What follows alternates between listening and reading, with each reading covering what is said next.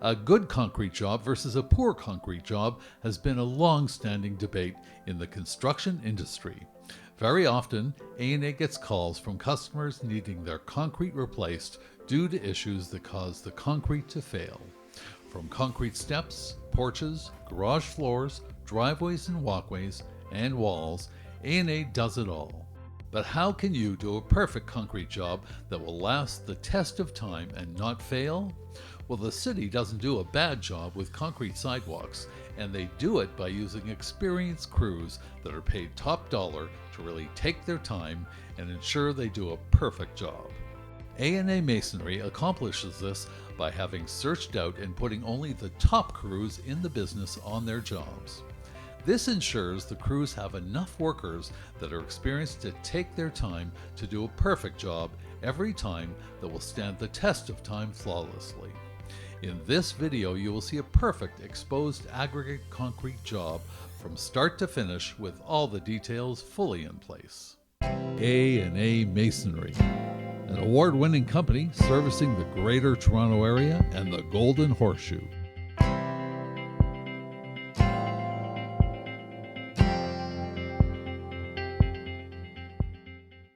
The next action consists of the excavation of the backyard where the waterproofing is to be done before putting in an aggregate concrete walkway and patio slab. This is all done to prepare the base and the different levels for the crew to pour the concrete. Here is Greg describing the details needed to set up for a perfect concrete job. Continuing on in this job, we're in the back of the house. We're going to be doing an exposed aggregate that's going to carry around both sides of the home, including the driveway. An exposed aggregate, it's going to be a really nice look. That's what these homeowners called for in this transformation of the look. We got rid of the existing interlock and we're putting this exposed aggregate. A couple of the technical things I want to add to this and show and point out what makes concrete different from one job to the next. It's always in the preparation. It's always in the care in what you do under the concrete surface slab itself, which will enable water to move without shifting, heaving, and also how you handle the concrete when it's being poured in a way that is not going to affect what we call the slump value, the moisture ratio with the material itself. They're getting ready. They're starting to pour the concrete now as I'm speaking. A couple of the things that I want to mention is that very basic techniques that we use a gasket up against the brick line there where it meets the house. That's going to be for expansion. It's going to prevent insects, moisture from getting in there, causing the spalling to happen.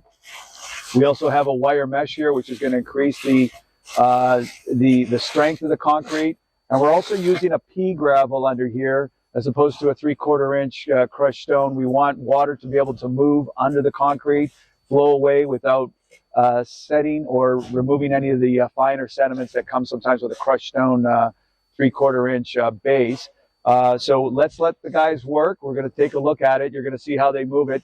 And they're not going to be applying too much movement on top of the concrete. If you ever notice or seen concrete surfaces where they spall and they flake off on the surface, it's usually a result of too much movement in the concrete with the crew. It brings the water content more to the surface and it affects that slump value that I talked about. Let's watch and take a look. When it's done, it's going to look amazing. I'm really excited to see this transformation take place. As the concrete comes out of the concrete delivery hose, the crew spread it around at first to make sure that the volume becomes evenly spread. The crew consists of the right number of workers to properly maintain the concrete as it comes out. As the job is progressing, one of the biggest things that we see in failures with residential concrete mostly is having the ability to take the time, the right amount of people to deal with the concrete. The fewer people on a larger job, more surface area, the harder it is to manage the concrete to give it a proper, consistent finish so it's not going to want to spall and flake, and also to get rid of all the air pockets, things that will cause imperfections and cracks into this concrete slab. We're also putting a weeping system. We do very big, again, as you know, A&A Masonry, we're very big on water management. That's what causes all these things to destroy and destruct and to fail.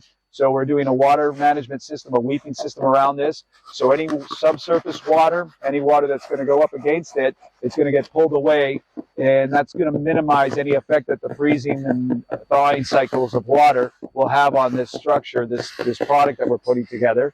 And again, it's just a matter of taking the time to move the concrete out in a way that you're not going to move and affect the slump value, so the water ratio is going to get more on the surface than it is in the rest of the concrete thickness. Again, they're going to finish up on here. Let's keep watching. It's exciting to watch. I've always loved concrete, and I appreciate the skill that it takes to do this. You can see the crews spreading the concrete and some of them starting to smooth out the surface. As they do this, they also keep lifting the wire mesh so that the concrete will cure with the mesh in the concrete and not lying underneath.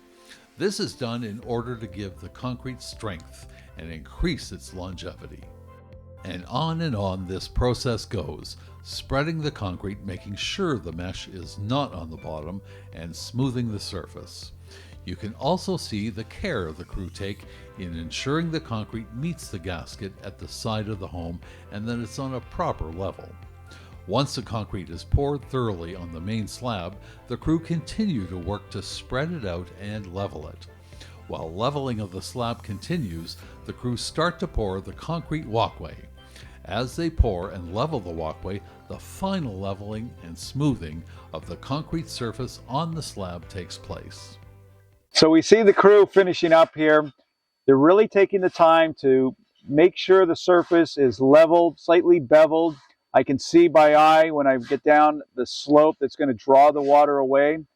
This was a customer that originally had a water issue getting into the basement, so we don't want to unintentionally cause any trouble with that. So we're going to manage the surface water, the subgrade water around this product to keep it away from the house. They're getting ready in the next few minutes. They're going to apply the surface retarder, which is going to slow down the curing process on the surface, which is going to allow them to wash off the cement and expose the aggregate and give that nice exposed aggregate finish. Let's take a look, watch them finish up the job, and see the aggregate come to life as they proceed with this job. At this point, the time is being put in to do the finishing touches of the job. This consists of continuing to smooth the concrete, finish off the edges, and all the work needed for a perfect job. This is the reason that A&A always has the top crews in the business. It is so important on jobs like these that the proper time is spent to do a perfect job.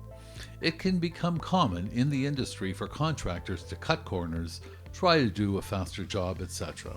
This all adds up to a compromised job that will not last and will not look perfect. And here you can see the slab and concrete cured and dry and can be walked on for now. The exposed aggregate finish is now visible with the top layer now removed for a great look. It will have to be sealed, but this will have to wait for some time before sealing can take place.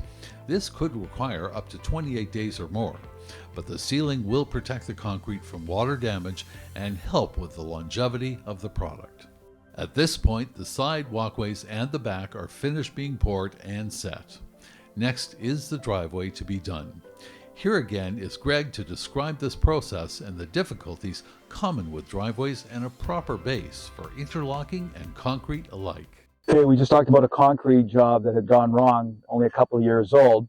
I'm also just up the street, one door down, and this is the typical interlocking that you may have seen when you look at interlocking stone, or you think of the problems with interlocking, or when we get calls in of fixing and replacing, which are abundant calls that come in, especially in the springtime. Jobs that aren't relatively old, they're within 2 or 3 years, but it's very typical. You can see where it's sagging in areas, its weeds are growing, there's a few cracked stones. Come on, I'm going to show you on the next job here that we're doing as to why this happens, and if it's done properly. Well, like when A&A does these type of jobs with interlocking stone, whether it's concrete or interlocking, it makes no difference. If it's done properly in the subgrade, in the consistency of compressing underneath here so that we can manage the water, this will not happen to your interlocking job. Okay, this is a good opportunity for us to show why interlocking fails and others don't, those jobs. It's all in the base. It's all in the preparation before the material goes on. The original interlocking, I'm picking it up. I could see it here. It's manufactured to last a lifetime warranty, which is 40 years. It still would be usable. This homeowner took advantage of the idea of transformation. They want a different look, which is fine. But as we pull this interlocking off and we're going around with exposed aggregate to replace it, we can see what the problem was in the base here. They used a very fine limestone screening, which was very typical at the time in bygone periods of doing interlocking, but it doesn't handle the water. It gets down, it gets compressed down, and it holds the water. So when we go through our freezing thawing cycles, it'll cause these stones, these paving stones, to shift and move. The other thing I'm noticing is that we also, this is very common on a driveway where it starts to buckle and fold because of the pressure of the tires. When I get close to the base, I can see that there's hardly any subgrade here because it's all concentrated on the center and it tapers out. If we're to do this job properly, we're going to use a high performance bedding, which is a larger limestone screening base.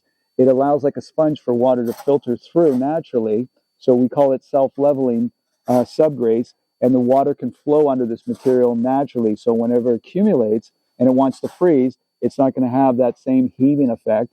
But we also want to do it slightly outside the perimeter so that this stone on the corner, which may take a tire as the car is coming on and off it, it'll be the same subgrade base, the same consistency as it is in the middle as it is on the sides. And that's what will ensure that if you were to do interlocking, in this case, it's going to last because we've managed the water. The material is manufactured to do just that in our environment. But in this case, we're going to come in and we're going to finish off with the exposed aggregate. We can see it coming around from the back all the way around the house. The crew's getting ready. They're going to remove this limestone base because we don't want this under our concrete. We're going to put some crushed stone under there, again, acting as a better filter for water to move under the grade. And when we're all done, the exposed aggregate, the final step is going to be to seal it. And then this project is done. And this project really stands out in this neighborhood. Okay, this job is done. Final step, just seal the exposed aggregate. We're waiting a few days, perhaps a week or two, just to get the final moisture that's happening with the curing of the concrete. We don't want to trap any of that moisture with the sealant. Guys are going to come back, finishing touches, do the final cleanup. And that's the whole point of doing these jobs. You know, you want to be able to enjoy the house, you want to be able to enjoy the improvements, and you want to get the maximum amount of return investment on the money that you put out into these type of endeavors. And that's key when it comes to dealing with the right crew, the right company that's going to take it from beginning to end, really concentrate on the details and have the proper input to pull it all together. Once this is sealed, it's really going to stand out. It's going to look beautiful. The final touch, nice and clean. Can't wait to see that happens. And if you're deciding to do something like this, again, you can reach out to A&A Masonry anytime. We have live operators. We'll put you together with a consultant such as myself. We'll go through what your needs, your considerations are, budget, things of that nature. And we too can provide you with a beautiful transformation on your house that you can enjoy for years to come. To schedule your next project, contact A&A Masonry today.